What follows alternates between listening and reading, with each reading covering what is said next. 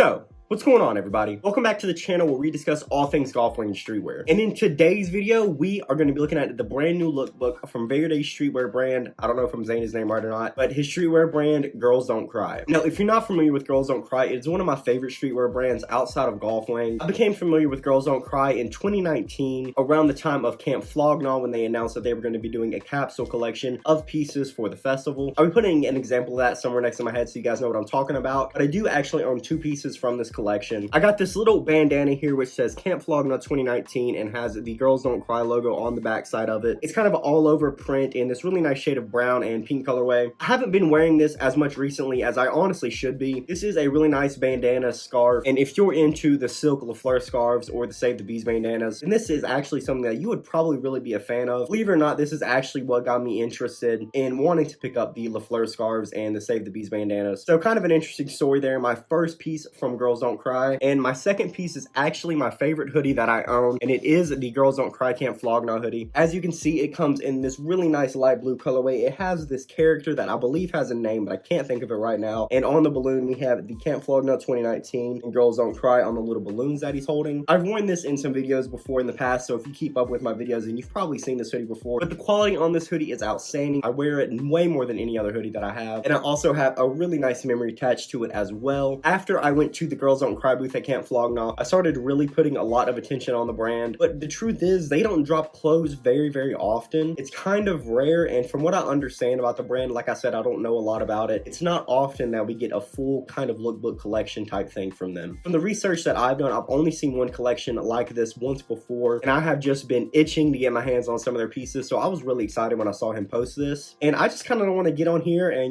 share my thoughts on the pieces with you guys and just, kind of go over the entire lookbook. So let's get straight into it. Starting out with the first picture of the lookbook here, we have this model wearing some trousers and this sort of blazer that I'm not sure whether it's Girls Don't Cry or not. From what I've seen with Girls Don't Cry, they don't really do a lot of pieces like this, or at least they haven't yet. They mostly do kind of t-shirts and hoodies, so I'm not sure about these pieces being Girls Don't Cry or not, but this t-shirt actually is Girls Don't Cry. And as you can see, it has that Girls Don't Cry font that I'm absolutely nuts for. And on this t-shirt graphic, we kind of have this little cherub baby angel shooting an arrow. Kind of reminds me a lot of Cupid sitting on a cloud. And I do gotta say, this is a simple t-shirt, but I really am a fan of it. I've always been a huge sucker for cherub designs. I've always thought they looked really cool whenever any streetwear brand does it, really. One of my personal favorite golf graphics that we've got in the recent years is actually the Child of Golf design, not the one where it was like sketched on, which was in like, autumn 2018 sometime. I'm more talking about the cherub t-shirt that dropped in spring, summer in 2019. I really liked that graphic, and we saw that on an unreleased FLEUR hoodie as well. And that really put me into a lot of like cherub design, and I think they look really nice, and I think this is a really sick t-shirt. Moving on from that, we have this Girls Don't Cry long sleeve in this lavender colorway. Something that you'll notice about the Girls Don't Cry brand is they focus a lot on colorways and quality. They don't really stray away too much from this little Girls Don't Cry font here. They usually just kind of throw it on pieces and make really nice, really specific colorways and really high quality pieces. And lavender has been huge recently in streetwear. I don't know what it is, but we've seen a lot of lavender pieces from brands recently, kind of namely the lavender bombers from Golf Wang. And we also saw Kanye drop some lavender hoodies for his little 2020 presidential campaign. But I love lavender. I've got a lavender Stray Rat sweater that actually looks pretty similar to this, so I don't know if I'm going to be picking this piece up, but I still really love it. Switching to the back of the long sleeve, we have this really nice simple butterfly, which I actually think complements the long sleeve really